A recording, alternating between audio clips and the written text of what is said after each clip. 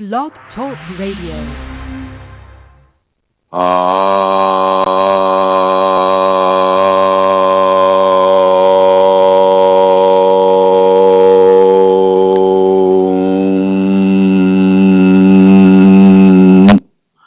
Hello everyone, this is Chrism, and I'd like to welcome you to this conversation about your Kundalini Awakening experience. Today, I have to say, this is a truly blessed day.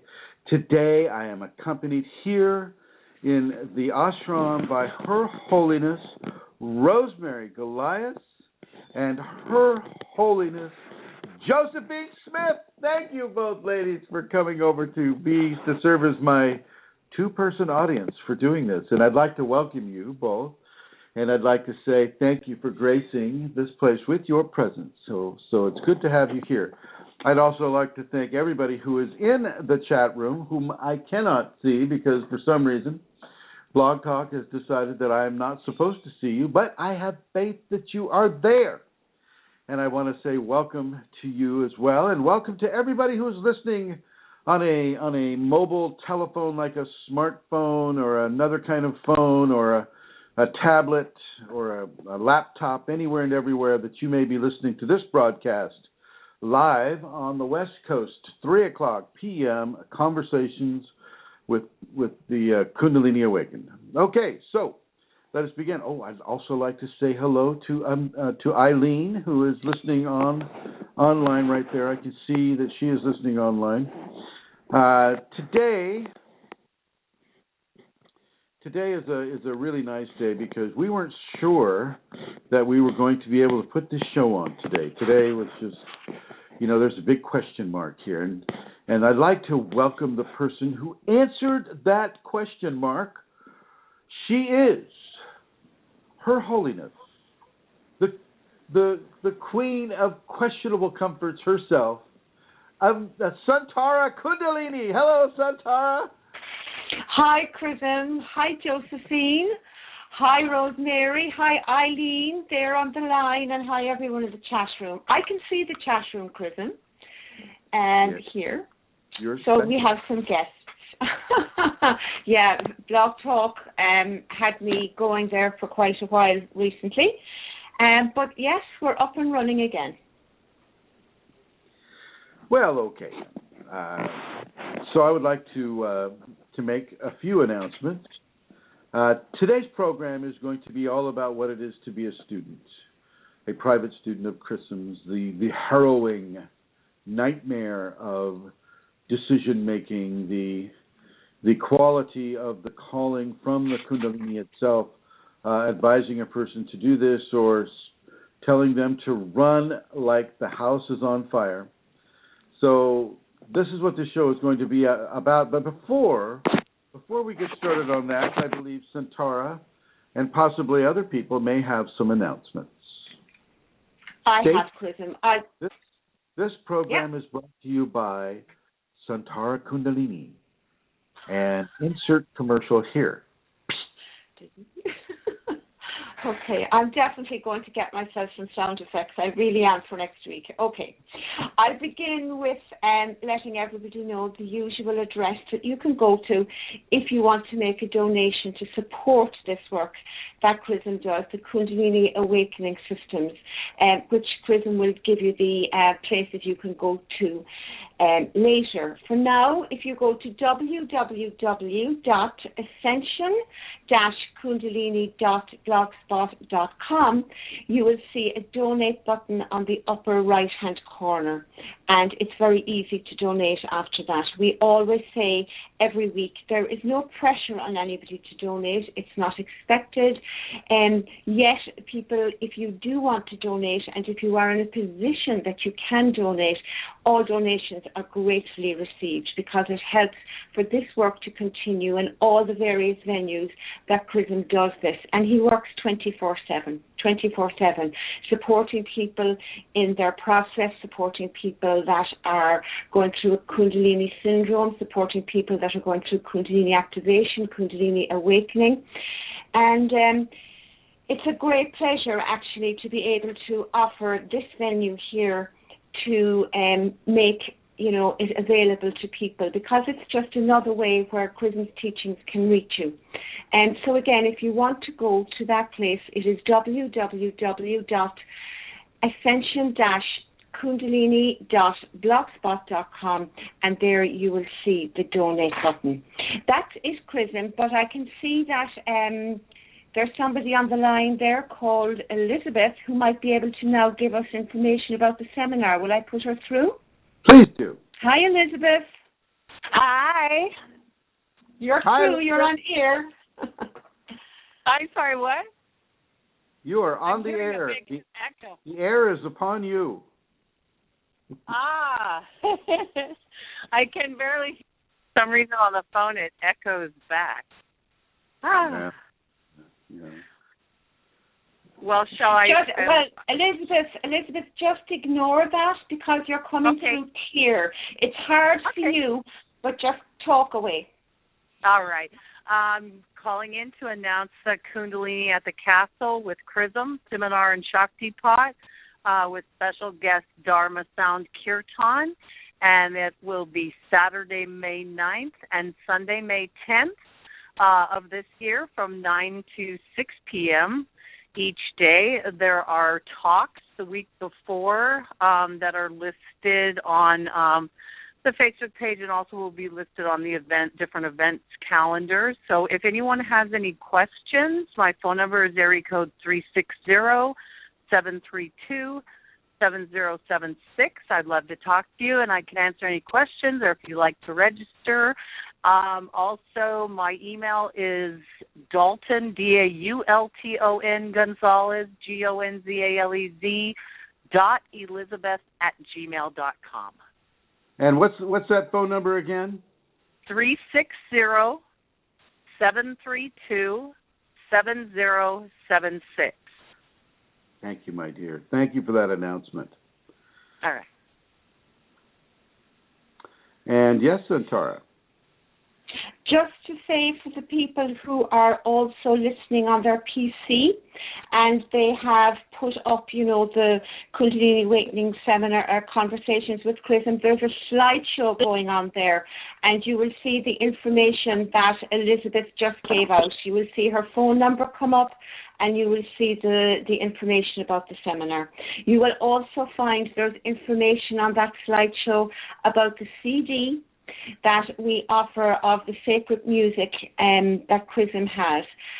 You can contact Eileen or you can contact myself. And again, the information is going to come up on the slideshow.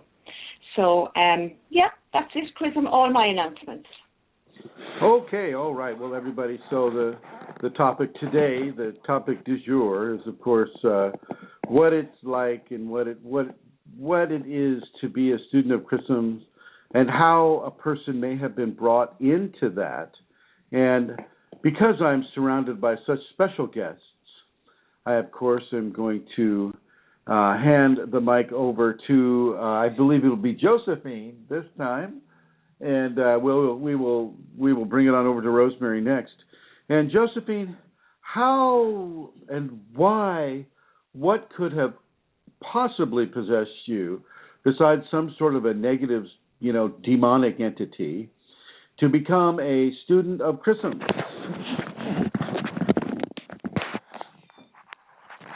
I had an awakening back in 2013, and I had no clue what was going on.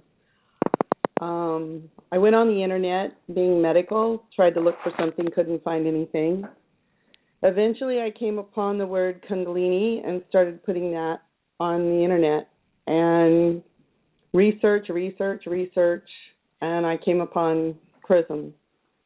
From not knowing what was going on to have somebody to actually explain it and answer my questions was absolutely really, really helpful.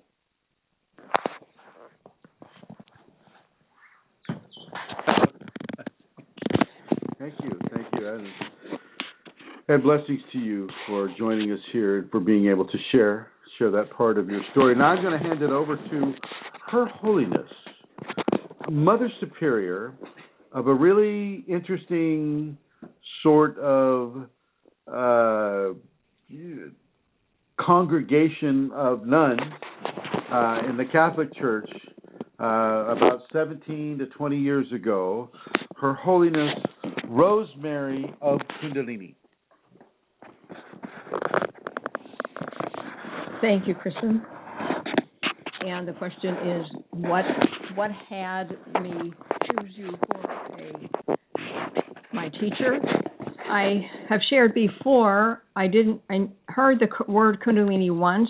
This is the summer of 11, and I saw an article in Edge magazine and that Chrism was being interviewed, and I went to the film. I went to the seminar, and I really, even at that point, didn't realize the impact of all of that. And I can't say specifically what it was, except that I recognized the wisdom, recognized the knowledge and the care of this teacher, and wanted to make some progress in this life, a Kundalini life, that was very, very new to me, not much background at all. And so I would call him. Rosemary, sorry guys, I don't know what you're doing, but the noise is horrendous. It's like you're doing something there, so it stopped now, whatever you were doing. Okay. Just need to let you know that. Okay. Thank you. So the recognizing Chrism as a knowledgeable, caring person, and I just kept calling him with questions, and he was always helpful. And so that's how the connection was nurtured.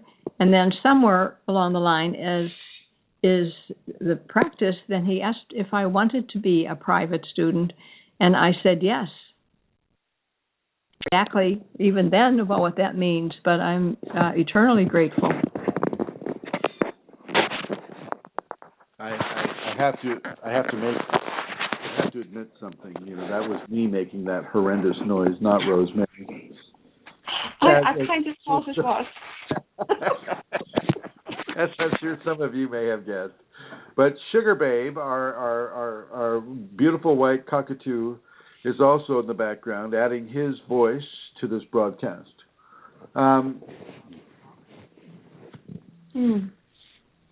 Being a student of Chrism, how did this fit into your agenda, Santara? Well, I had an awakening in 2007, and I spent 2 years without really knowing much about what was going on. I knew something incredible had happened to me, but leaving those 2 years aside, in 2009, I Googled, and I realized that, a Kundalini Awakening might be what was happening, and I got straight onto your group, the Yahoo group, and I began to read your teachings there. And my goodness, I will never forget it. The Kundalini, or the energy at the time within me that I, just responded, everything resonated, everything that I read resonated. And one of the things was, you were very explicit that the place, your teachings were from that place of love, and there was no fear. And that really resonated with me, because I had been in a place of no fear. And when I read your words, it's what resonated. I knew that I was listening to truth. I knew that what I was hearing was my own experience. And I mean, that of itself was incredible, because I thought I was really weird, or there was some, it was amazing that I wasn't the only person. And so after a very short time, I think it was in June 2009, I asked to join the forum, which was, I suppose, the discussion group, the chat room. So I moved away from just reading your teachings into the chat room, and that was when I came across an amazing community of people who had also gone through a process, or were going through the process of a Kundalini Awakening, and people were at different stages. Some people were there quite a few years, others were arriving just like I was. Some people hadn't experienced an awakening but were looking for it, but I had. And the support and the caring and the the nurturing and just the affirmation for myself that I received on that group from other people was something that has always stayed with me. And it changed my life because it opened up for me an ability to, I suppose, be affirmed in where I was and to realize that what was happening to me was normal. But your teachings were incredible, Chrism. And that was in June 2009. And I remember when I arrived on the group, there was actually some discussion going on that month, or maybe it was in July, about, having a teacher. And I would always, all my life, I've been a rebel, done my own thing. I mean, I could give you so many examples. Authority or people, it's just not my thing. I do my own thing. And so it was very interesting to observe all of this. And I think one of my first posts was about, I can hardly listen to, I'm resisting some of the things that I knew I was getting from my Kundalini. So I knew I had to surrender to that. I couldn't possibly get into surrendering to a teacher. And yet, as I stayed on the group and as I began to read more and more of your teachings, I knew in a very short time, I think it was around September or October, that the Kundalini was directing me very clearly that you were to be my teacher, because everything I read resonated, and I just knew that your teachings were my Kundalini's teachings for me. And so it was by the end of that year. How were you able to get over the whole trust thing? The whole issue of taking instruction from a person that, say, you haven't met in person or things of that nature. How were you able to get over that? Well, with a little bit of difficulty. And you see, I very much knew that you were to be my teacher. So my resistance was, I knew that was my ego. But because the resonance and the response of the Kundalini within me when I heard the truth, I couldn't deny that. And so I knew that I was to move towards trust, and so I took my first step. And each step... What was that first step? My first step was to request for you to be my teacher. That was the very first step. I mean, that took me a little while. And once I did that, the world didn't fall apart. And you began to teach me, to give me instruction very gently. And I have to say, from the very, very beginning, I knew that I had made the right decision. Now, there were times that I wanted, Chrism, you know this, and so do people who know me back through the years. There were times when I certainly, if I had followed my ego, when things got very challenging. Because the thing about a teacher is, that I found about a teacher is, I'm very good at processing myself and, self-evaluating and all of that. And I could self-evaluate myself and, out of something. But when you were my teacher, that wasn't so easy to do because you could call me up on it.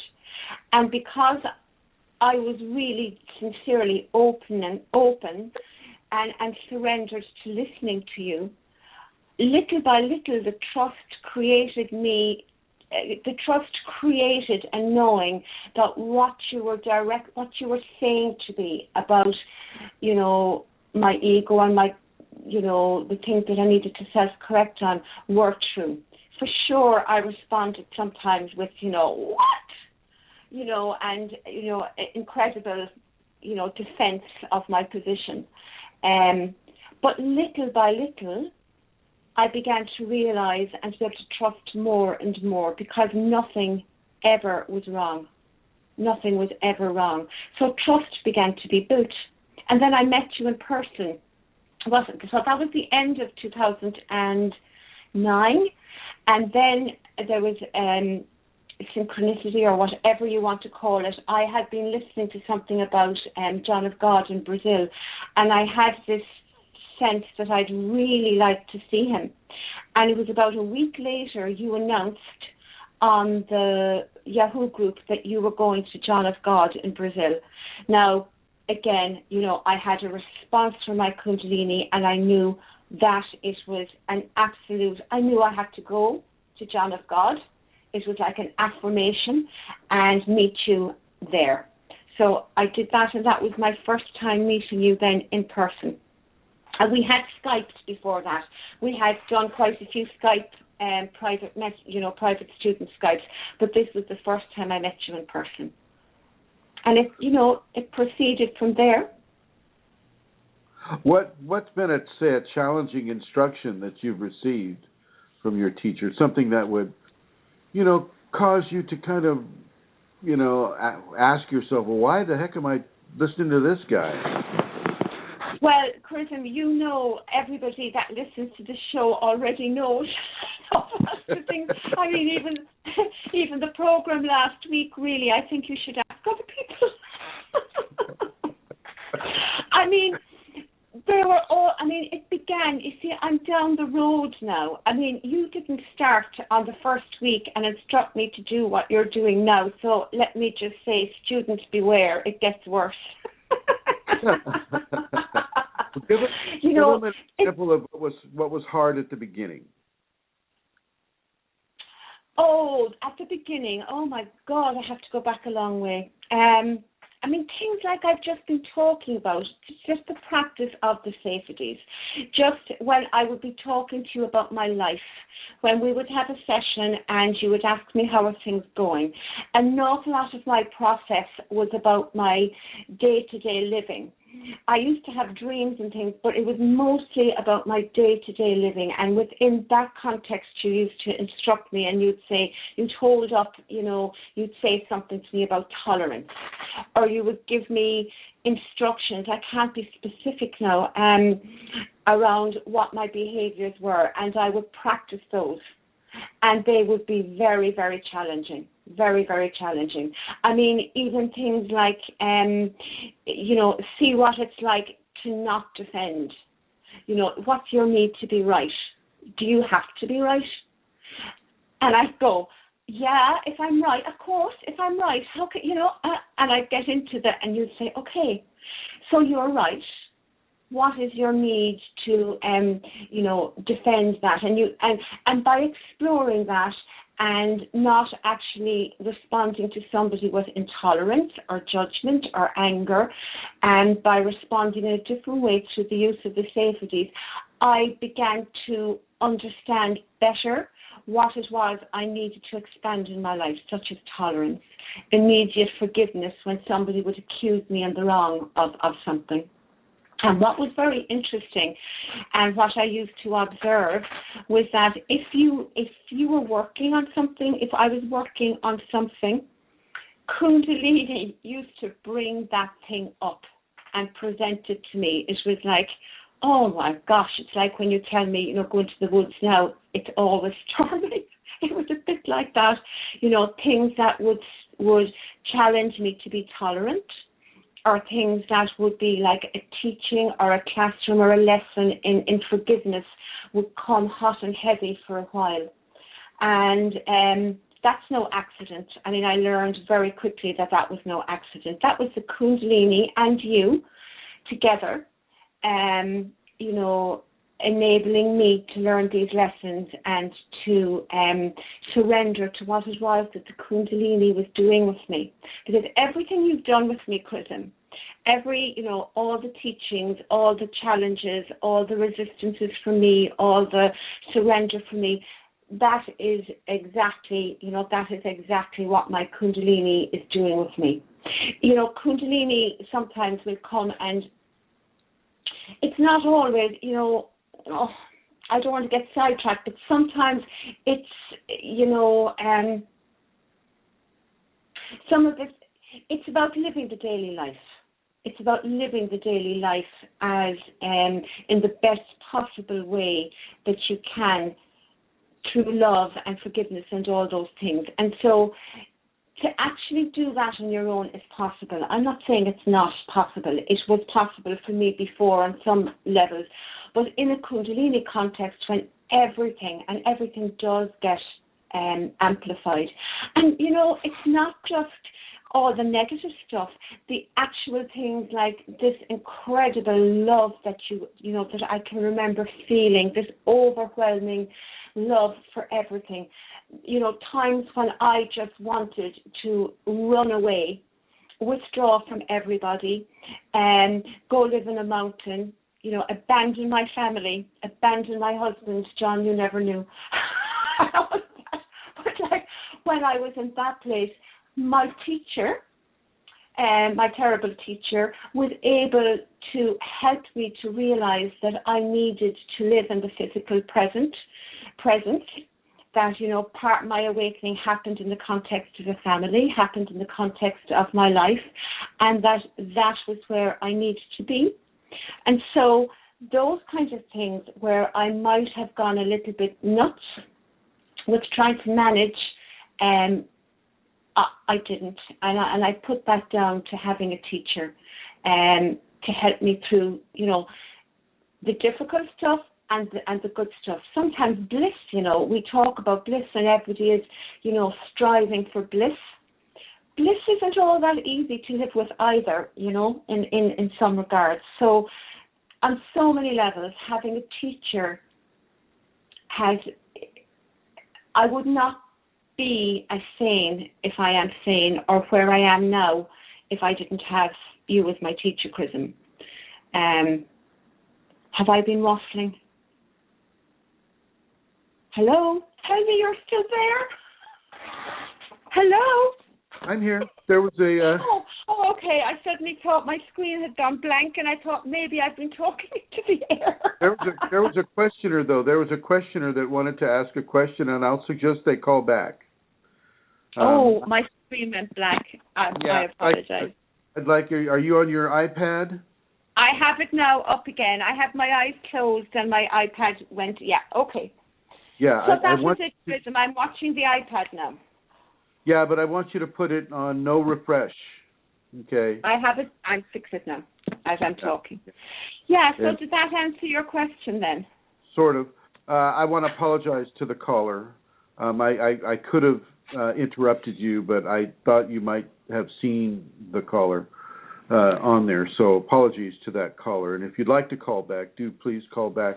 And Josephine, what is it for you that's difficult? Say, just because we're talking to people that have never had a teacher of the Kundalini, or, I know you work with medical, and so you work with MDs, and you've had some really nice MDs, I'm sure, and some MDs who maybe weren't so nice. What is it about having a Kundalini teacher that, in your opinion, is difficult or is easy? Try to smooth the way a little bit for someone who might be just starting out on this path. Hi there, everybody. I didn't find Chrism until, it was April 1st. Kundalini has a sense of humor. My activation came on April Fool's Day. Full blown, took over 4 hours of my life of I didn't know what was going on. Of course, I went on the internet and tried to figure medically what in the heck happened to me. No, I didn't have a seizure. Yes, I felt fine. But what happened? And I didn't find him until like August of that year. And of course, I had many questions. There were many emails going back and forth.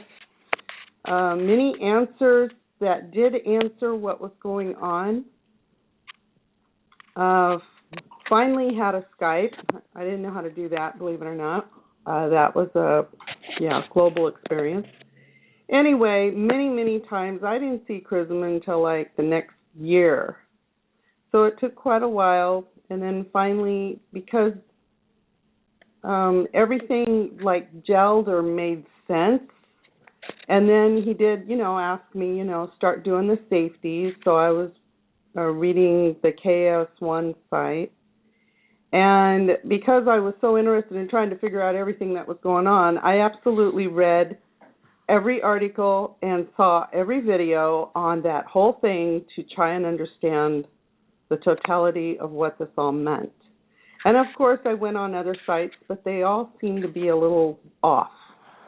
and then I would go back there, but I did read them all. I think one of the things about in the beginning, because I'm at the beginning of all of this, is doing the practice and continuing it. And it's better now, fitting the practice in with life, like working, family, working again, family, and then just existing. So Kundalini is there day in, day out, every part of your life, every minute. Leading a meeting, seeing a patient, walking down the street, everything. And it has to do with where you live, what you do, what you eat, everything. Okay. Thank you, Josephine. Thank you very much. And you're absolutely right. It is with you 100% of the time. And that is one of the reasons why it's such a difficult thing to just go with on your own. This is how people become homeless, because, if you don't know what's going on and you don't know how to respond in a balanced fashion to what the Kundalini is giving to you, you can't hold a job. You can't have a relationship. You can't go forward in your life until you're able in some way to come to terms with what is happening. And this is what happened to me. I spent 12 years homeless just because there wasn't any other option. There were no teachers at the time, and there was nobody who was willing to do anything of that nature for me. And so I just had to live with it. And this is why I have spent the last, I think, 10 years now teaching people about the Kundalini and helping them with it. And it is a challenging coursework. And that's just the coursework. We're just talking the safeties. That's challenging in and of itself. But it's also a very, very challenging scenario because it is 24/7. It never turns off. It never goes away. And I know there are those of you listening right now who are having this happen. You may have the entities screaming at you or talking at you. You may be listening to the na'ad or the nada that is constantly in your head. You may be feeling the top of your head going out into infinity. You may be inside of a dark night of the soul where absolutely nothing is coming together for you. There is no information. There's nothing that you can do to ameliorate your situation. You may be in a very, very hard, difficult, depressed time of your life, and you don't need to be there, except that you do. The Kundalini brought you there because it had certain things that you needed to learn. But if you're listening to this broadcast right now, at whatever time you're listening to it, whether it's in the future or whether you're listening live right now, you don't have to stay there anymore. This broadcast is permission for you to move forward. And having a teacher is not the easiest thing in the world. I had teachers that were not necessarily Kundalini teachers. These were teachers that were teaching me Kundalini-like lessons, but they had no idea of the Kundalini, and to this day they still don't. But they were teaching me things about discipline and about service and about obedience and about all the things that the Kundalini requires of a student. And these are the levels of grace that are far beyond job. They're far beyond taking instruction from a college professor. These are the ancient teaching techniques where you are that student, but you are not just a student. You are also, a person who is within a very, very, very strict context, a person who is being constantly examined by the Kundalini, constantly being examined by the teacher, constantly being tested, constantly being directed, constantly being enthusiastic about what they're learning, and even in some way challenged severely by what it is they're being asked to do. It is not an easy school, and yet it is the ancient school, and the ancients did not mess around. Some of them used corporal punishment. Some of them, they would just, if they saw you wavering in your concentration or in the expedient demonstration of the instructions that they gave you, they'd just kick you out of the school. And for many people in the ancient times, if you weren't in that school, well, then you didn't have shelter, you didn't have food, you didn't have protection from the environment. In the Tibetan culture, they would take you from your mother's arms at the age of 9 and bring you into those schools in the high Himalayas, and that's where you spent the rest of your life. And if you chose, or if you were just so intransigent that you didn't want any part of that world, they would kick you out, and you were just kind of left on your own. And it is still the same today with the Kundalini, except the Kundalini just won't go away. If you choose to leave your teacher that the Kundalini has assigned you, the Kundalini's not going to go, oh, okay, well, I'll stop, giving you this phenomena, or giving you a dark night of the soul, or giving you, all the different scenarios that are being given to you. It won't stop. You'll just have to deal with them without having any information about them, or at least not information that you can have and hold in your current lifetime right now. This is what happened to me, and it's a very, very, very, very long path. It's a long path, and if you have to take it, well, then God bless you. Take that path and fully immerse yourself in that path. But for those of you that don't mind partaking of the collective wisdom of a person that has maybe been there and done that, maybe you don't need to suffer from dehydration or a lack of electrolytic activity with it, or having supreme super anxiety and fear. Maybe that's not a way that you need to go.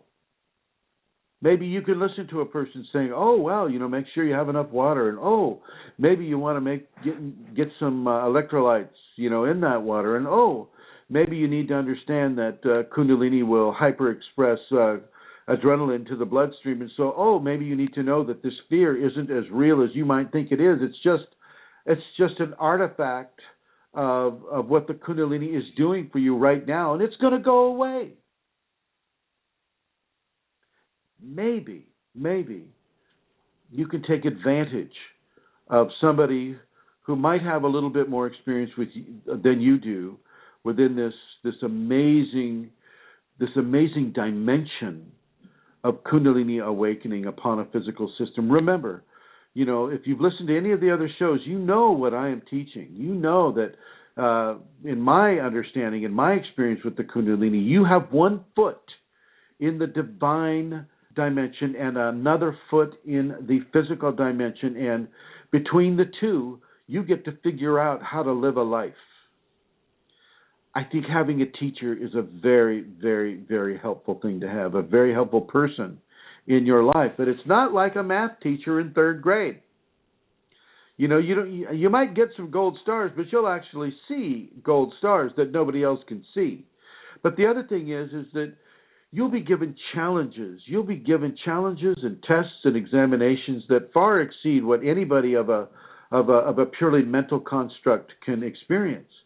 You'll be given tests, for instance, tests of watching the perimeter of your visual field fall away into darkness, literally watching the visual of your world collapsing around you, losing the stability of the visual comfort zone.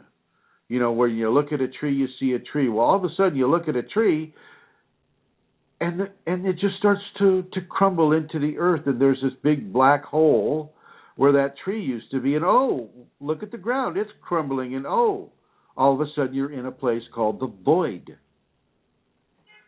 That's not so easy to deal with. Now, a few people can.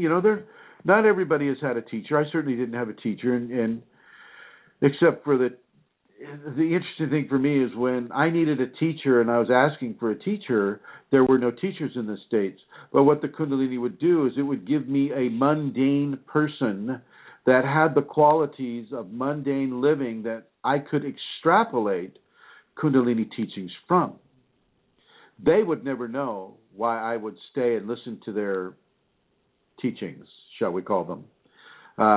They would never know. They would just think I was just somebody who was easily taken advantage of. But in myself, I'm going, okay, all right.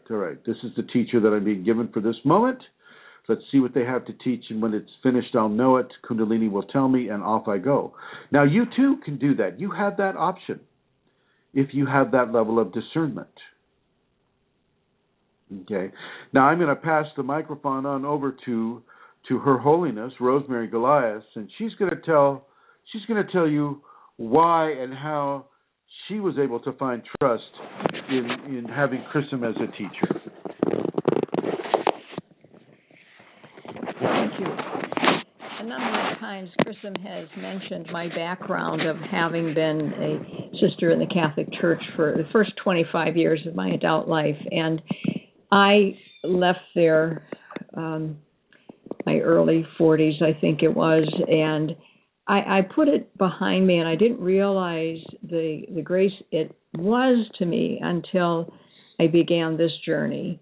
And I see that it was that foundation, although there wasn't as clear direction, and I was left more on my own than and didn't get the power of prayer or the power of the practice of the life. But I know it's given me ability to focus on those things, and also just to simplify my life that has gone continually in these 3 years. And the trust, I think people are trustable, trustworthy, and we just sense that. I think that just grew and grew because from the seminar, there wasn't much that was dramatic for me from that, except my intention and my desire, and I followed up on that, and then would do as I was told to do, and I don't remember specifics at that time, but in doing that, there were things that shifted inside me that I wasn't aware of, but just gradually deepening my prayer life, my commitment. And I did come here to the ashram. It was a year and some months later on my way to a family gathering it was here a few days. And that was powerful. And then that December would have been 13. It was an opportunity to come January, February, March, which I did. And was amazing to me to experience that. And Chrism's commitment to his students, and it includes all of us, but I experienced it myself, but in knowing and hearing, in reading on in the groups too, that commitment that he has was been very powerful. And the trust, it is trust. It is stepping into things you don't know for sure. And we're not readily tend to do that. But as I was willing and would fail a number of times, but as I continued, I was blessed. I have been blessed over and over again. Yeah, the one thing I want to bring up is that both Rosemary and Josephine, these aren't little kids. Okay, these people they're adults. They've held responsible leadership positions in life. In some cases, life and death leadership positions in life, where they themselves have been responsible for the spiritual maturation of other people, or actual whether or not a person lives or dies is hanging upon the decisions they make.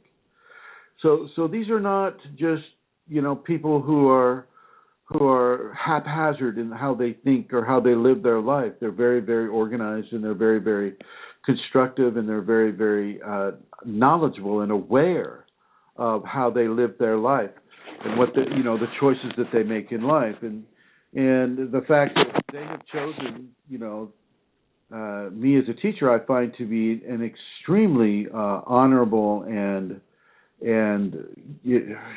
amazing quality. But the thing that I want to illustrate for everyone who is listening to this is it's not the flesh or the personality of the teacher that they're giving devotion to or they're taking instruction from. Not at all. It's the Kundalini coming through that flesh that they're taking instruction from. It's the radiance coming through that flesh that they are taking instruction from. This is what their Kundalini called for them to take instruction from. It isn't the ego characteristics of the personality of the person that houses one aspect of the Kundalini at all. It's all about the Kundalini itself. That Kundalini that's had over 26 years of expression in a flesh body, this is the person they are listening to. This is the person they are taking instruction from. This is the person that they have come to this ashram to visit. Not so much the ego-based human aspect of it. And it's very important for you to make that delineation. And let me tell you, it's very easy to make that delineation in my presence. They know when the Kundalini is coming through me, and they know when to listen, and they know when to just, ignore me when I'm, joking around. I like to joke around a lot. I tend to enjoy a lot of humor. And so, we're joking around, whatever, and that is not what, they're not learning, they're not going, oh, holy Kundalini, thou speakest upon me, and I am blessed. They're saying that when the Kundalini is actually in the room, so to speak. And she is always in the room here at the ashram, but sometimes I'm just joking around. And I just want you to know that it's not such a heavy experience here. When we travel together, and just yesterday, Rosemary, Josephine, and myself, we went to Sacramento, the California state capital, and we went to a place what they call Old Sacramento, which is the aspect of Sacramento that was built in the 1840s and the 1830s, and we went there just to enjoy. I was looking for gifts for other students that are overseas, and for a little kid that likes Spider-Man.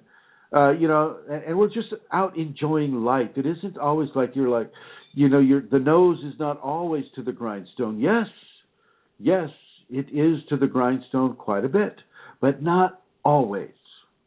People need to have fun too. Having fun, having laughter, having rest and relaxation, those are also part of Kundalini teachings. Okay, those are also a very, very strong and integral part of the process. This is how we're able to just relax and take some of the seriousness out of our the life that we live, or we're striving to live, within the environment of the home life. If there's a home life for people, or the work life, the many, many demands that we have made upon us by Kundalini and the mortal life. Paying the rent, getting the kids ready for school, putting gas in the car, fixing the car. These types of things take our time, they take our energy, and they take our focus. But the Kundalini is always with you. It's always with you within these things. But it allows you break time. Okay? But not necessarily during sleep. When you go to sleep, well, you're back to work again. Some of you aren't allowed to remember your dreams unless they're Kundalini-sponsored dreams. And by Kundalini-sponsored, I mean Kundalini-directed. And, when you have that Kundalini-directed dream, well, you need to know the meaning of that dream. You need to know what's going on with it. Now, Josephine here, she has very, very, very beautiful poetic dreams. They're so Kundalini infused that they apply to the issues of other people that are totally unrelated to her Kundalini Awakening equation. And this is the type of interpretive aspect that a teacher would help a person with. She gets them almost every night now. Am I right? every night she's having these types of dreams, and this is where it's quite useful to have a teacher who knows how to interpret Kundalini awakening dream symbology or symbols. So I don't want to turn this into an infomercial, for Chrism as a teacher. I just want you to understand that, it's a big step for people. It's a big step to trust, especially trusting someone who's been so mutilated on the internet. You have to, oh my gosh, and it's good. It's good. In many ways, I'm happy for that mutilation because it really separates the wheat from the chaff, the serious from the not serious, the people who are specifically being called to be a private student of Chrism, and in many ways, it's very illuminating of an individual who are they fear-based? Is their first fear response, is that what they're going to live their life from? And if so, that's going to be a very, very difficult Kundalini path to travel. If you're so controlled by your fear that if anything startles you or scares you, you run from it. Or do you explore it? Do you challenge it? Do you see why that is so scary? Do you see if it's even a real fear? And if it's not a real fear, why are you making decisions about your life that's not even based on something that's true?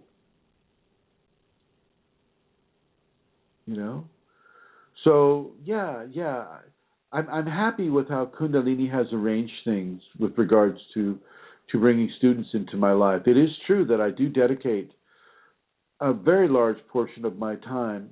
I mean, I could spend all day and all night talking with students. I have to space it out. I can't do it every day for everybody. I just can't. I don't have that much time in the day, but I would if I could.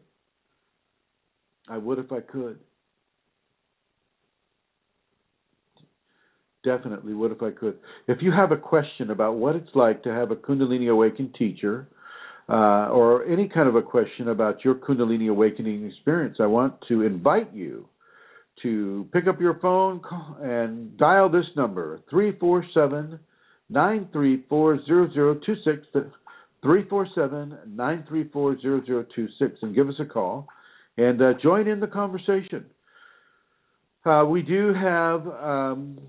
I do have some announcements to make. On August 28th, I will be in London speaking at a conference, and if you're interested in that conference, let me go over here real quick and get all the information about that here. Just a second, I need to access my other computer there, and this is the where are we at here? Come on. Let's see here. Here we go. And it's coming up. This is the Conference for Consciousness and Human Evolution, London. That's London, the United Kingdom, 2015. And it's a bank holiday, the August bank holiday weekend, 28th, 29th, and 30th. And so if you're able to come over there, I strongly recommend that you go ahead and book your ticket now. You can reach them at www.T as in Tom, C as in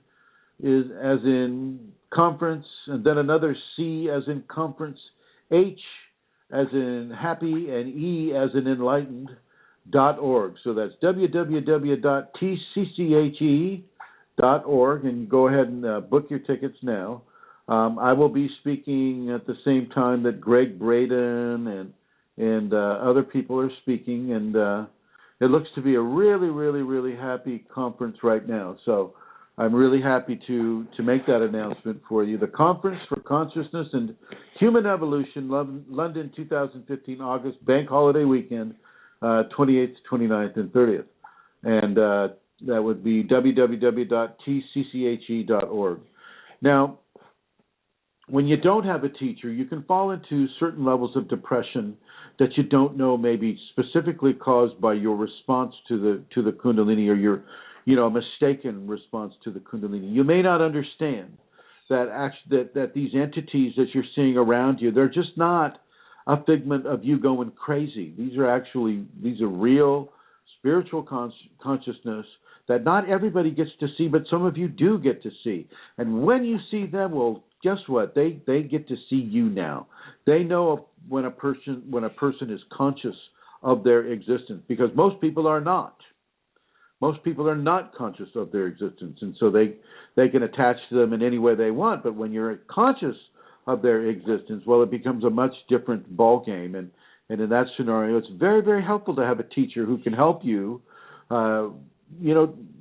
deal with these types of paranormal phenomena. It's important to be validated for not being crazy. Just that alone, that validation all by itself is a huge step for a person that is seeing phenomena that nobody else around them is seeing. It's very, very helpful to have this teacher in your daily existence, your daily life. And this is why, instead of just having this little, 2-bedroom house, 3-bedroom house here in Santa Rosa, it's called an ashram because people can come over here. They can come here and they can learn about their Kundalini Awakening equation, and they can learn how to have it, hold it, and allow it to have them and hold them. And it's very important. And I'm going to bring Santara back on here. Here she is, Her Holiness. Get off that toilet. You can finish up what you need to finish, though. I mean, you're on the toilet. Stop. That's an ongoing joke for all listeners who have joined us for the first time, especially the lady listening on the phone just now. This goes on every week. That's an ongoing joke. It's an ongoing joke because when I press the red button here, and what they give you here on Blog Talk is they give you a microphone, and you can color it blue or red. Blue means you're off the air, and red means you're on the air. And when I press red, it takes a certain amount of time, and I've been joking with Amelia Santara about being on the toilet and running for the red microphone with music going on. Well, I'm here. How can I? Yes. What's it like? Question for me? What's it like here at the ashram? What's that like? Oh my goodness. Okay, I've visited quite a few times now, and each time is very unique. Each time is different. I'm sure Rosemary will say the same, and Josephine as well. So, what's it like? It's, first of all, for me, the first thing is it's time for me. I live a very busy life with my family and working and doing all sorts of things. And so when I go to the ashram, it's time for me and for my Kundalini process in a space where I do not have to engage in other tasks, or I do not have to be functioning outside of myself in service for other people, which I do all the time at home. So that's the first thing. It's an amazing opportunity for me to be completely focused on my process and my Kundalini. And so but then normal things go on. You get up in the morning, you do breakfast, we do various things. We do some traveling always when I go visit. And so there's a lot of mundane things happening because Chrism is still working. He's doing his teaching with his private students. He's answering, and so I'm doing a practice. And then the engagement, I might be just sitting quietly next to him or by his feet. What actually happens is that my process becomes very focused in the amount of time that I am there. And I'm not going to use the word accelerated. There's another word. It's like, I think focused is probably the word. And so the amount of learning that I do and the amount of experiences that I have are amazing. And sometimes it's when I go back home, it's amazing then as well what continues through what has been initiated at the ashram. And I wonder, I say, Joseph, do the ladies there find the same thing? That it's not just what happens at the ashram, it is continued when I come back home. It's like a sort of not a time capsule, but it's like the things that need attention, immediate attention, get seen to at the ashram, and then other things are put into this time capsule. And it's amazing when I'm back home how those things develop again and also proceed from there. Well, it's interesting that you bring up the traveling. We do a lot of traveling, and we do it in these tiny little enclosed rectangles of sculpted fiberglass and metal sitting, just a few inches from each other, riding on these rubber wheels harvested from rubber grown in the South America. And this level of traveling, we're taking in the sights, the sounds, the experiences of distant places like Mount Shasta or the Grand Canyon or Sedona or places like Painted Rock, or we're taking in some very, very, very strong, energetic places. One of the programs where Julia was on, we were having very, very definite paranormal experiences with her, in the desert and outside of the desert, in the different places. And it's true what Amelia says. There is a definite processing time after you leave the ashram, and sometimes the processing takes place when the person's just driving back. I know that Josephine, she'll drive, how many was it, 7, 8 hours? She drives 7 or 8 hours, which is basically all day long, in a rented car to come up here and to participate with the ashram. And so, and Rosemary, she flies out here and she'll stay, 1 or 2 months. I think she's a secret snowbird, really, though. And I noticed we have a 651 area code listening, and I just want to say hello to you listening from Minnesota. So one of the folks in Minnesota is listening. And, it is a very, very special time. It is a very special time. What happens is when I'm helping other people on the internet, as I do, the Kundalini really kind of explodes away from me and out of me. And we've had some other things to do on this portion of the visit for Josephine and Rosemary right now. We did get to do some traveling yesterday, and I'm going to do some more work with them later on today. But, yeah. I remember the last time Josephine came over, she started working in the garden. Work.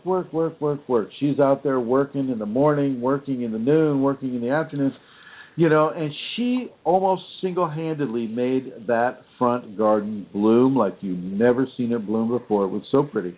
And I just want to say thank you once again, Josephine, for that hard work that you did. And, Rosemary, she spends a great deal of time here. And she's so kind and she's so considerate of other people. And she has such a strong grasp of the fundamentals of Kundalini psychology, Kundalini surrendership, these types of things that are very critical to the work as a Kundalini student. And so, I'm putting her in charge of other people when they come over to just kind of give them, the basics of what they need to do when she's here. And I really enjoy watching her leadership blossom. And when I was in Minnesota, perhaps this person listening from Minnesota also went to one of the film expositions that Rosemary does. And, she's very, very leadership oriented. She speaks very well in public.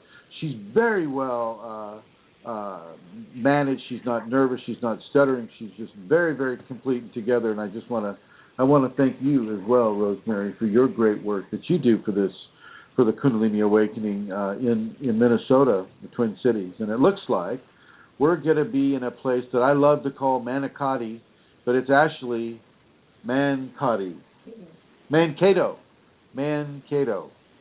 And the owner of the ashram is leaving. Francine, Victoria, bye-bye. She's going to go visit her horse, her beautiful horse, Sansu. But anyway, we'll be represented in Mankato, Minnesota, in Okay. 14th and 15th of this month, March. So 14th and 15th of March in Mankato, Minnesota. Doesn't it sound like a superhero that Mankato is going to come and save the universe? But anyway, and this will be hosted by Steve and Julia. So you've heard Julia here on the radio program. I'd love to get Steve on the program here too. Steve is a man that's had a Kundalini Awakening for many, many years, and he has really great experiences to relate to you. And maybe that's something we'll do. Is we'll get him on the program here. Anyway,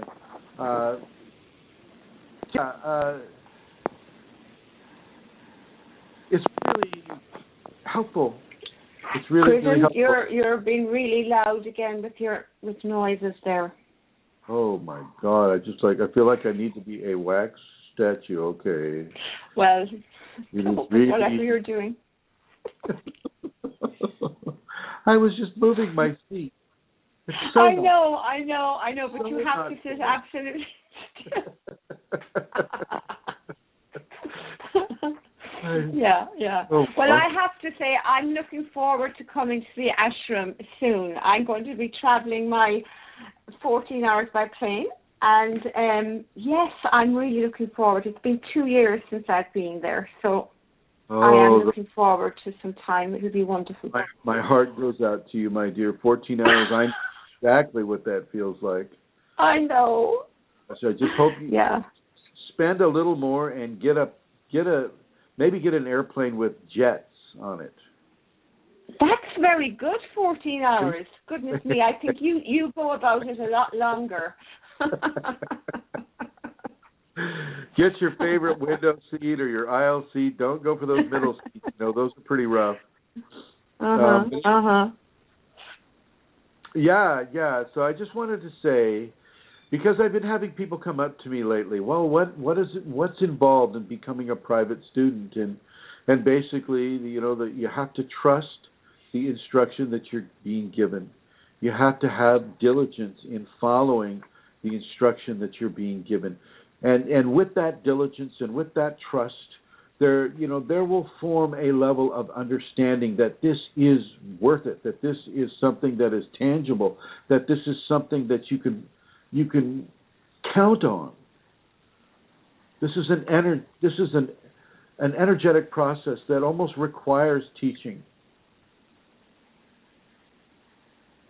The long, hard path does not necessarily need to be for you. You may be able to go up the shorter, better path, where your body doesn't take so much of a beating, or your body doesn't ingest so many toxins before you finally get the clue that, maybe I should be paying attention to this Kundalini instead of trying to get rid of it. Maybe I should be embracing it. I keep telling my students that I don't take on students at all. I'm not teaching students. I'm teaching teachers. I'm teaching teachers, and I want these teachers to surpass their teacher. I want you all to go further and farther and better and faster than Chrism has ever dreamed of going. I want you to reach into that infinity that is called you and make contact with that divinity that is called you, and really begin to mold a life where you can have 1 foot in heaven and 1 foot in earth at the same time. And you can give the grace that comes from that merging into the populations around you. I was talking at we're talking. I was talking with Rosemary and Josephine today about. It was over breakfast. About some of the places that I've traveled and some of the social dynamics of the places that I've traveled, like Bosnia and Croatia. They're still fighting a war there. They're just not on TV. They're still, wow, who's making all that noise? I just moved in my chair. Yeah, exactly. Oh my God. After being completely still. That's right. Welcome to my world. Okay. So yeah, they're reliving the war over and over and over again. It's not bad enough that they lived through it and they survived it, but in their psychology and in their interactions with each other, they have to continue to go at it and teach their kids to go at it, and teach their grandkids to go at it. So there's always a level of anxiety and strife in their lives. And you know what? You don't need to go there. You can learn the lessons that Kundalini gives you. You can learn it from a teacher. You can learn it from someone that the Kundalini assigns you as a teacher. Now, this is very important. You don't just cruise the web or look at how good-looking that girl is or how pretty that guy is and, oh, gosh, he just looks so Hindu and so Indian, and, oh, gosh, she just looks so pretty and so inviting. Oh, she's an ex-model. Oh, even better. You don't look for people like that to teach you the Kundalini. You don't rely on your genital response to a person to pick a Kundalini teacher out. You don't even get to pick your Kundalini teacher out. Your Kundalini does. Your Kundalini does. You may be given the fantasy of having a choice, and you may want to live that fantasy of having a choice. And you may want to choose from your genital expression about this teacher or that teacher, but it won't work for you. And if it does, then it's just that far for you to go. Your Kundalini picks it out. You can do all the research like Josephine did. You can page through, you can find the word that works, and you can put that in there, but your eyes and your heart and your attention will land on a certain level of information. And wherever that information has landed you, then that's what you want to pay attention to. Forget about their model looks. Forget about their cool little sparkly beads. Okay? It's not about that. It's not about you being attracted to them and, sexually or otherwise. It's about the information. And your Kundalini will let you know what level of information is the best for you at that time. And if that means that you go to the model person or the sparkly beaded person, that's cool too. That's cool, that's fine.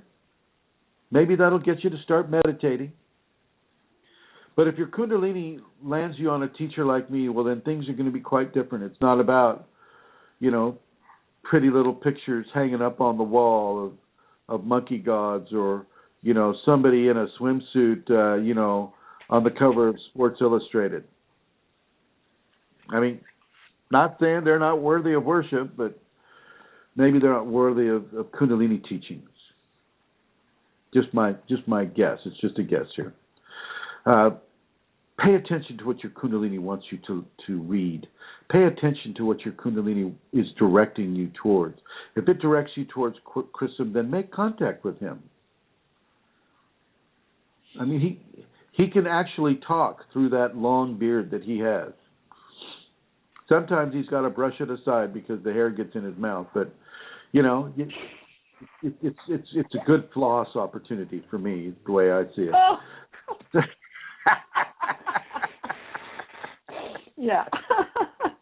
Josephine's wrinkling her nose at me right now. Rosemary's just politely staring at her knees. It's interesting. Rosemary is sitting on my right. This was unplanned.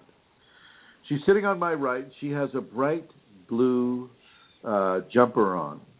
Beautiful blue sacred male. And Josephine is on my right, and she has a beautiful dark red sparkly sweater on. And they're just in the right position, wearing the right clothing, unannounced. It's just I find these things very interesting myself. I make these connections.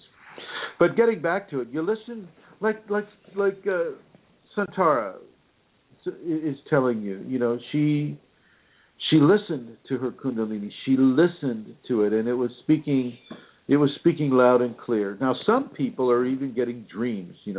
Sometimes you will get a dream about the Kundalini teacher that your Kundalini wants you to make contact with. I have a few students right now who were brought to me that way.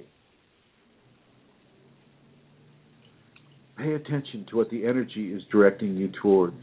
Sometimes you need to hear it in English.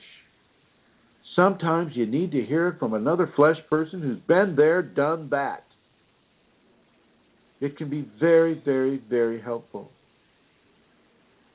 And I recommend that you partake of that help and that you partake of that essence that is flowing through that person who the Kundalini is giving to you as a teacher. Let the Kundalini assign you the teacher as best you can. Don't look at pretty pictures or long white beards. People just maybe they have a Gandalf thing going.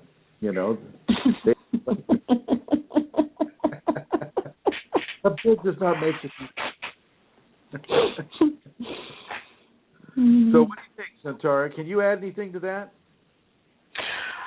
Well, trust and diligence, yes. And I think, one of the things that when I became a student, when I asked if you would be my teacher, was I made a commitment to surrender to your personal instructions for me. And that was a very sincere and definite commitment.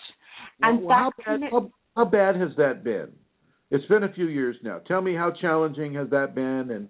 And let new people who may be even considering this, if I haven't totally scared them away already, tell them about that part.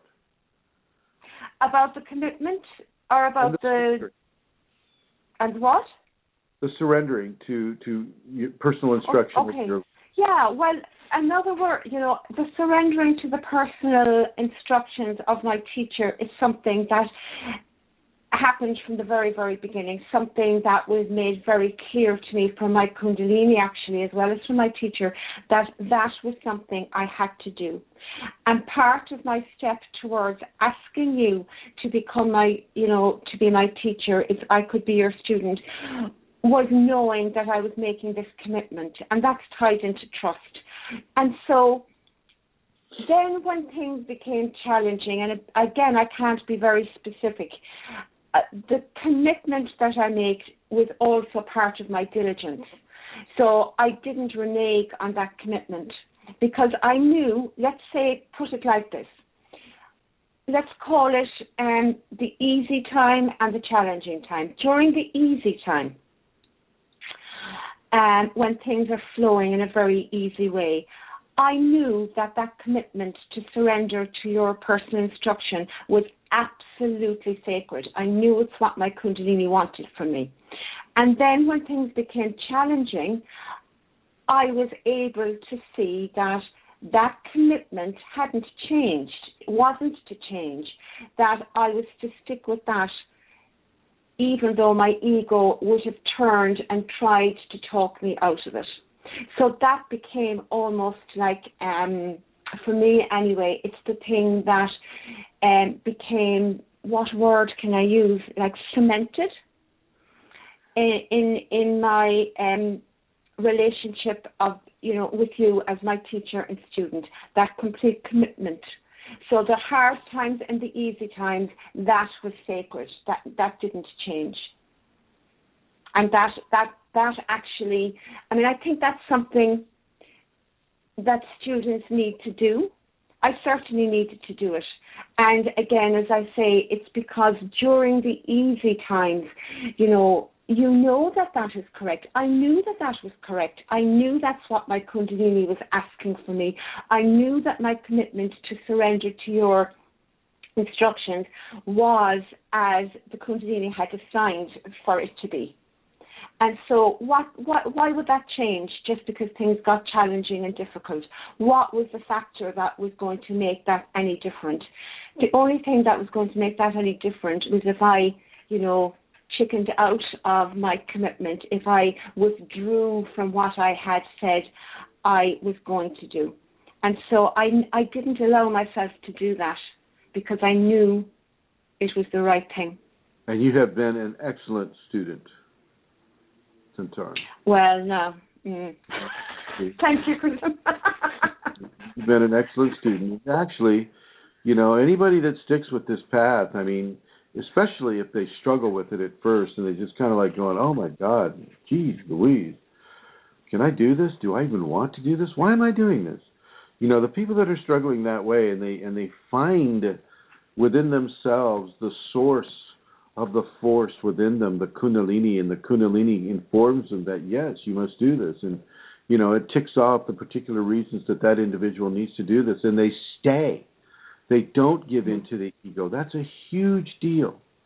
That's a huge bonus for them. Go ahead. Sorry. Because Kundalini, opportunities are going to be presented to do that. I was tested. Tell them about some of your tests. No. I can't remember, Chris, and I honestly can't. It's going back. Some of them were minor, some of them were more difficult. Nobody makes the decision well, I certainly didn't, and I'm not any different to anybody else, I would think. I'm fairly, I would assume my process is more or less similar to others in ways. When I made the commitment and I became a student of Chrism, it didn't stay on a level, on a level path. There were ups and there were downs, and there are cycles. It's a little bit like that. What was it Julie posted recently about fragmentation, wasn't it? She posted something about She posted one of your teachings about. That's right. Yeah. Now, when that's going on, for example, and that would have come to me in different ways, and it comes in different cycles as well, and there's different degrees and different aspects to that. Take that as an example. There were things that come up where you just want to, where I would have just wanted to run. It wasn't that, I just wanted to just go. But that commitment and that surrender to the surrender that I had given, the commitment to being in surrender to my Kundalini and to you held me there. And sometimes you might have some teachings, Chris, and then you're going to ask me for an example, and I'm not going to be able to think of one. But sometimes you might have some teachings for me that would be quite challenging, and my first response might be, no. What? No way. Because it would turn my perspective around. You would be asking me, and I'd go, no way, that can't. What? But because my experience previously, the trust had been built, I wouldn't then have it. Well, I might have a little bit of a temper tantrum on occasions, but I wouldn't leave because I was coming up against, my ego was coming up against something that I thought was unacceptable. I would be able to stay with my commitment and see it through.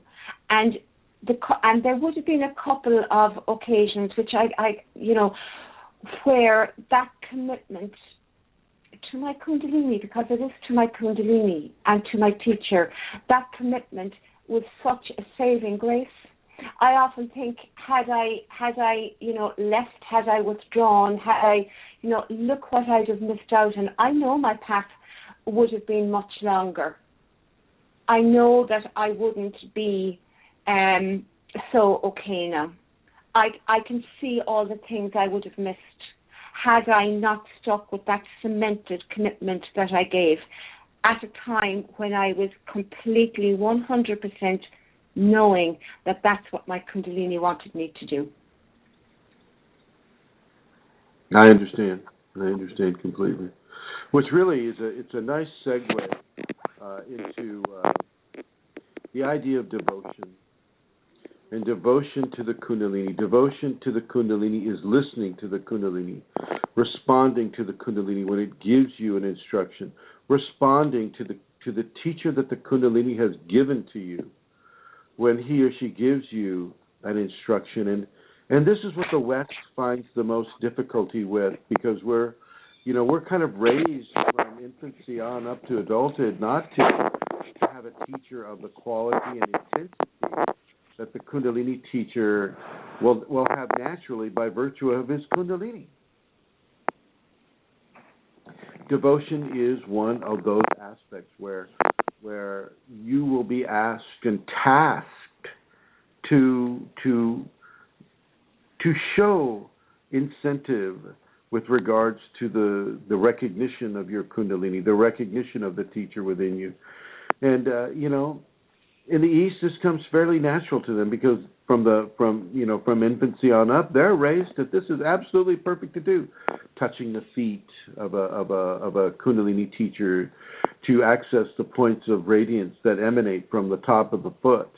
These are very real points that they don't even know about, but they know to do it. Whereas people in the West don't really know to do that, and they just see it as kind of like a diminishing of themselves. And in truth, it is an exaltation of themselves that goes beyond the ego assessment that society in the West teaches us. And so, for the people in the West, the Kundalini is going to push your buttons sometimes when it comes to levels of devotion, when it comes to levels of recognition of a grace far beyond of God, family, and country, because this is of God.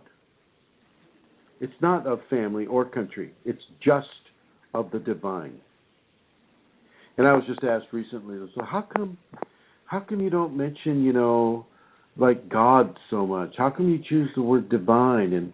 And the reason why I choose the word divine is because I see divinity as a singular plurality. And just as there are so many one ways up the mountain, the Christians. Chrism, you're really making a lot of noise again. Sorry about that. Okay, I'm holding very still. I will hardly move my mouth. No. Just as the Christians. Just as the Christians have their one way of going up the mountain, it's the way of Christ. It's the way they've interpreted Christ to be, and they're following the very majestic in many areas majestic ways of Christianity. Well, so are the Buddhists following the majestic ways of Buddhism. That's their one way up the mountain, and the Hindu, they're following their majestic one way up the mountain. And what I mean by one way, well, to them, their religion is the one way. It is the only way. It is the one truthful way, and no other ways exist that are more truthful than that. So that's a very, very, very localized and very, very individual way of looking at it. Whereas I'm constantly encountering the divine, constantly. And when I feel the divine, I feel it as a multiplicity of essence, a multiplicity of consciousness. It is not one way. It is many ways to one destination, which in and of itself is a many-pointed destination. It's like saying, yeah, this way goes straight to the diamond, and yet once you get to the diamond, you realize that there's a million facets to that one diamond, and each facet has something different to teach you. This is why I use the word divinity or the divine instead of God or goddess. This is just an example of the teachings that the Kundalini brings to a person. And this is an example of the teachings that are being brought to you right now through the grace of the Kundalini number 1, through the grace of John and Amelia number 2, and through the grace of the Internet number 3. These are the free teachings that I've been giving in these Kundalini Awakening Conversations with Chrism since December 12th, 2012. Okay? I have been your teacher if you have been paying attention. I don't see Kundalini as a biological event. Biology is just a part of it. And I know there's someone out there teaching the biology of Kundalini. And well, I got news for you. There's a lot more to it besides biology. There's a lot more to a human being having Kundalini than just the physical response. Okay. These are teachings that come from a Kundalini awakened person. I'm sending this program out as an invitation for those who wish to go further into, and I haven't done this before. This is the first time I've done this, I think, on this program. Is that right, Amelia? Yeah, that's right, Chrism. If I think what you're going to say is what you're going to say. I'm not sure what I'm going to say is what you think I'm going to say. I think that I don't think I brought this subject up before. Well, yes, we have had a program about teachers, but were you going to invite your invitation you haven't done before, if that's what you're about to do? Well, I'm going to invite those who are listening to this. I don't care how far in the future you hear this. This could be 2 years from March 4th, 2015. This could be 10 years from March 4th, 2015. I'm going to invite you to explore the opportunity of becoming a student of a Western Kundalini awakened teacher. And it would be nice to hear from Fashji about this. Is Fashji on the chat room there, Amelia? Yes, he is. He is, Chrism. It would be nice to hear his take on this too. Hear a man's take on it. The take, a more of a testosterone-laden take on what it is to have a Kundalini awakened teacher. And who else is listening? Can you read them off to me? Yes, we have Atlantis Seeker. We have BAV. I think that might be Julia, is it? That's Her Holiness. Yeah, yes, indeed. Yes, so Julia is there. Elizabeth Dalton. I'd like Gonzalez. to invite Julia to call in as well, and Elizabeth and Fashji, and who else? MJ Henderson. MJ Henderson, hello, my dear. And Leno or Gard. And we have a caller, 586. Would that be? Do you know the code? Put them on, my dear, and hover. Going on now. Oops, sorry. Thank you. Well, Master C, Chrism. A testosterone-laden response. Well, I was sitting here and I was thinking to myself, well, I must have been probably the most difficult student possible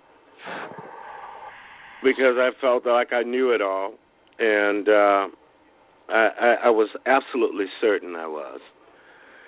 And I remember you telling me when I said, I think we're all done now, Chrism, and you said, walk with me a little while longer, Fashji. And I said, okay. I thought to myself, well, I'll humor him because he's done so much for me. And I think that was about 4 years ago. And I am so grateful to you for being so patient with me and allowing me to work myself through my ego. And it has been the most extraordinary event of my life to be your student, Chrism. It really has. And I'm getting choked up over here speaking about testosterone, but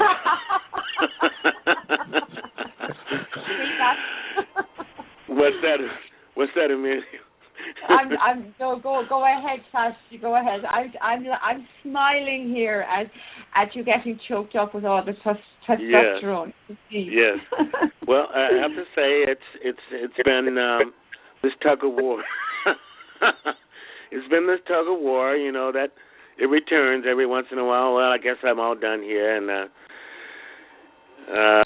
it's a lifelong event, and I can say that now because I see it very clearly. We need to, if we are to reach the relatively ultimate goal, and I say that very loosely, of enlightenment. It goes even beyond that because the unfoldment continues onward. This is like an eternal learning experience, and I am just so happy to be here. I have met some of the most extraordinary people in life that I'm so grateful to be around.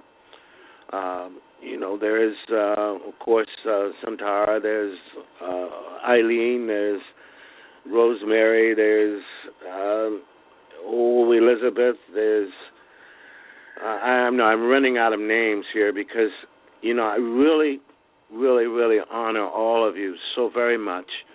And I'm so grateful that you have been patient with me because I do have an ego, having been a professional singer, so it's sort of like a requisite for that type of thing as an entertainer. And I am retraining my ego slowly but surely. Yeah, that's right. I still recognize that it's there. And I cannot tell you how many times I have been in awe of the things that the Kundalini has been so gracious to bring to me. And devotion has really put me in the hot seat, if you will. What has devotion brought to you, Sash? Devotion? Yeah. Well, one of the things that is brought is surrender, and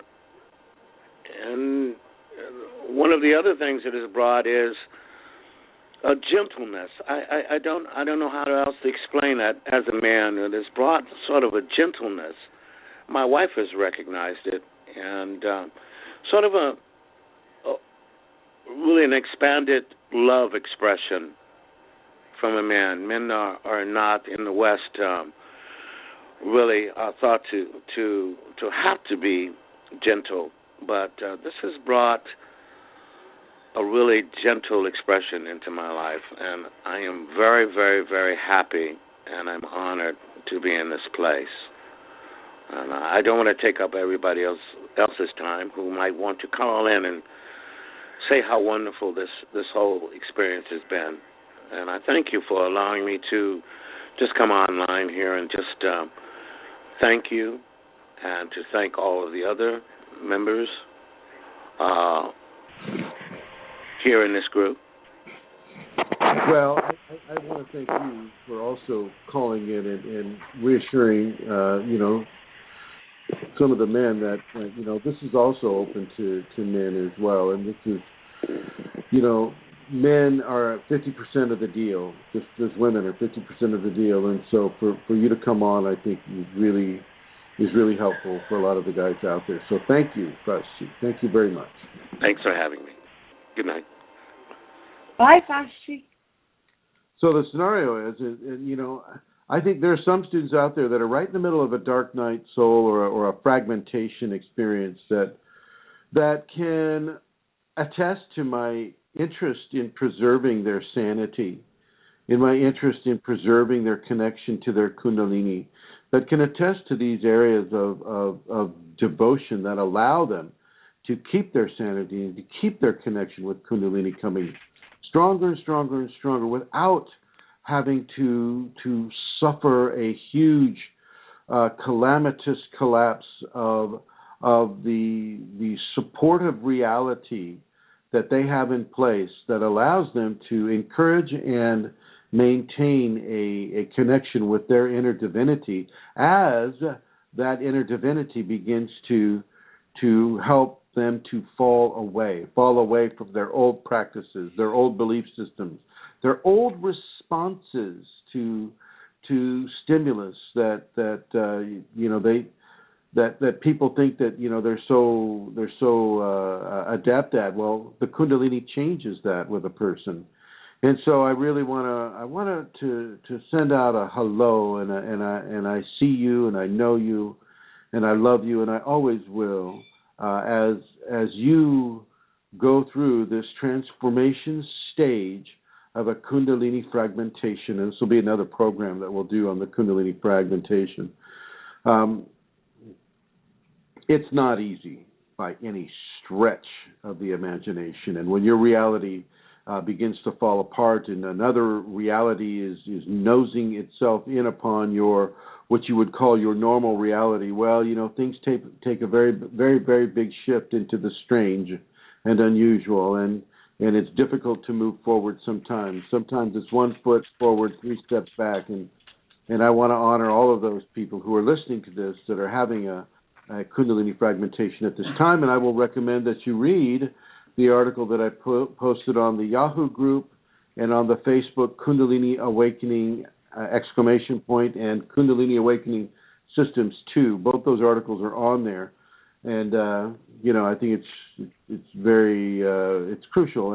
And Eileen, I'm going to bring Eileen on for a second here. And we have another caller. Oh, sorry, Chrism.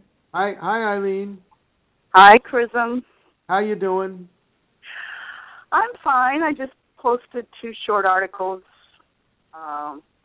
to enhance what you're saying. I'm posting them on as I try to do every week. Was that article published in Wisdom magazine? Is that what the Kundalini fragmentation, was that posted there? I would have to check on that. I know it was published, but I would have to check to see where. See, Eileen, and I'm gonna put you on the spot here, Eileen, for a second. Eileen is like an archivist. She has in her service to, and it's a huge service to people on the internet and to people in the publishing world. Eileen is an archivist, and she archives the teachings that the Kundalini brings through Chrism. She archives almost everything. Am I right, Eileen? Yeah. Yes, you're right.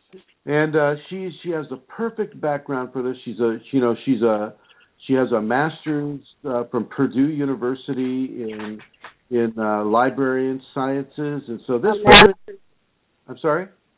My master's is from the University of South Florida. Oh, didn't you go to Purdue? Library. I did go to Purdue. I have a bachelor's from Purdue and a master's from the University of South Florida. I totally got you. My apologies. Okay.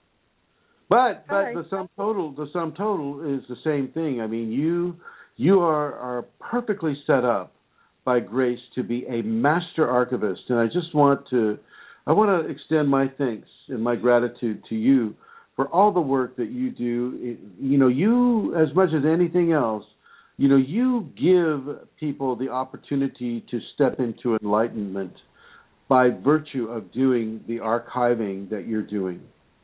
And so many thanks to you, dear Eileen. You're welcome, Chris. I just want to say one thing. From the very beginning, my Kundalini brought you to me, or me to you, and I never questioned it. I mean, it's been difficult. Believe me, it's been very difficult. However, I knew from the very beginning, even though I didn't know what Kundalini was, I knew that I was to be with you. And Fashti said he was the most difficult student. I think I have him beat by a long shot. Let's not compete that aspect. No, I'm saying my Kundalini brought me to you and to your teachings, and that's what I was drawn to. I was drawn to your teachings, and I feel very comfortable with your teachings, and I may not be into the events or so many other things that other people have, but I do have an understanding of the knowledge that you bring to us. And I just love your writings. And I know Shakti gives you that skill to write, and it is so different than other people on the web. I have tried to read some of these other teachers.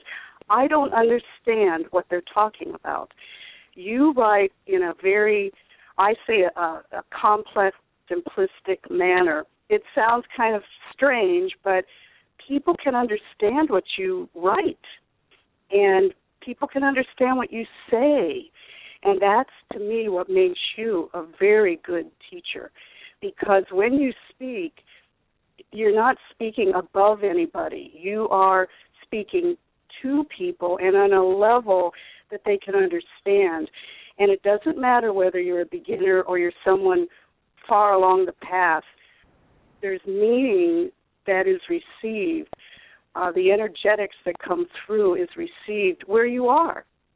And I just want to thank you for the writings. I just love your writings and your poetry, and they have so much meaning. And I am so honored to be able to find appropriate articles and things that you write to share with people that fit, say, an issue that's being discussed. It is such an honor, and I thank you, Chrism. Well, and I the Kundalini in me hears your words, and your gratitude is noted, and it is welcome. It is welcomed. For these writings, because you bring up the writings, and the writings are very clearly not the personality of Chrism writing this material. It is very, very, very, very multifaceted, and I would never have learned how to write this in school, ever. Mm-hmm. When you read the Kundalini fragmentation article, that is straight up from the Kundalini. It writes things like this. Let me see. It's just it writes things, and I'm trying to go over there right now to read an excerpt from it. We have a call. I'm interrupting you. That we have Diva Sadvi on the line. It's her first time calling in, so I really would like her to come on board. Come on board, my dear. Okay. Hello, it's me, Sadvi. Hello, Diva Sadvi. Wow, so many years, my dear. I know, like 2012, actually. Wow. Wow. Well, hello. Hello. I just wanted to, thank you so much. Crying as I say this. You've been great. I'm probably your worst student because I've never declared that. You're my teacher, but you can definitely see you are. Well, you are if you want to be, my dear. That is the truth. I know, because you've shared so much of your beautiful experiences with Osho and with other teachers in your life, and I just want to honor you for your grace and for the grace that has recently showed up in the form of a real estate agent. Gotta love that. I know. That was something else. Yeah, I didn't expect that at all, but yes. It takes the right kind of flower to attract the Kundalini bee, and let me tell you, you are that flower. You are that right flower, and just I want to bless you for the presence and the grace that you give as you interact with people on the different communities that you belong to. Thank you so much for saying that. I really appreciate that. Well, I want to read you this quote, and this is for you, okay. Deb. Great is this gift, but only for those who choose to receive will they be able to stand amidst their own ruin to grasp it. Meaning that you just have to allow yourself to tear down the walls of of the life that you were living before the Kundalini came. Yeah. And I think you know this. I think you know this better than a lot of people, Deva. Yes. It's like giving birth to yourself. Yes. I feel like I was pregnant and I was giving birth to myself, and I'm popping out. Without what a the labor. Pain medication, right? No pain medication for Kundalini. Yeah, no, none at all. Just go with the flow, go with the waves. Yeah. I'm really, it's a blessing to have you come on the program like this, and just, wow, since 2012, you say? Yeah, I had a spontaneous awakening activation in February 28th. And, things were leading up to it. It's so funny because Kundalini, the word, was everywhere with Osho, but you don't really know it. I didn't know what happened to me, out of body and the whole white light thing. And then after it happened, I came on the internet and found you and read that your symptom list. And I go, oh my God, I have this, I have this, I had this, I had this, I had this. And that's how I connected with you. So it was soon after February I found you and just start reading you. And everything I read is very true. I mean, when your words are there, it feels truth to me, So I've been there and reading you, and you've been very helpful. And, I think it's the Osho thing, because once you surrender to a master, you give it all. So that's been my thing, saying to you, you're my master, but here I am on the phone, so something's happening. It's the Kundalini in you that is happening, my dear. It is the Kundalini. And that's what's been happening from the get-go, really. Once that comes up and you looked at that symptom list, that Kundalini is the true master. That is the master that is reaching through me into you and reaching through you into others. I mean, the Kundalini is the maestro force that's conducting the maestro. Yeah. Well, the Kundalini made me do this, and I'm glad I did. Called you, and I'm just thank following you, and I'm very happy too as well. Wow, it's been great. And please continue your wonderful presence on all the different communities that you're on. It's really a blessing, Deva. Really a blessing, and I will do anything I can do to help you with your activation, your awakening, to help you in any way possible, my dear. Thank you so much. I know you're actually very close. You're not that far away from me. So one day I'm getting in the car and just driving down there. Okay. You're welcome. Do it. Diva, it's wonderful to hear your voice, because I've been reading and we've been communicating, and to hear your voice when the minute you said hello, my Kundalini went whoosh. It's beautiful to hear your voice. Thank you. You've been so wonderful. You're wonderful. You guys are wonderful. And drive down to that ashram. Do it. I will. Just get in the car and drive down. Okay. Like Thelma and Louise. You're a cope. Yeah. Thank you. I'll say goodbye for now then. Bye. Thank you, Deva. Thank you. Thank you. Bye. And I believe Eileen has a question. Oh, no, I don't have. Are you there? I'm here. Okay. I just wanted to tell you that you were right. The fragmentation article was published June of 2013 in Wisdom Magazine on the East Coast. I just wanted to tell you that. Thank you, my dear. Thank you, welcome.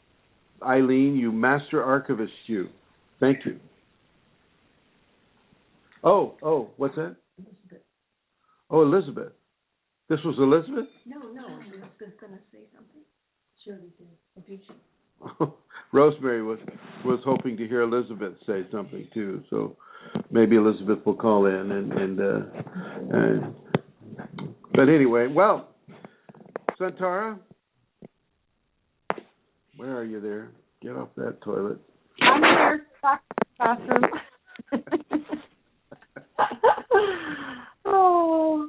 Well, I think I'm just about everything that was said needed to be said, and I'm really grateful for you and John O'Connor for sponsoring this program.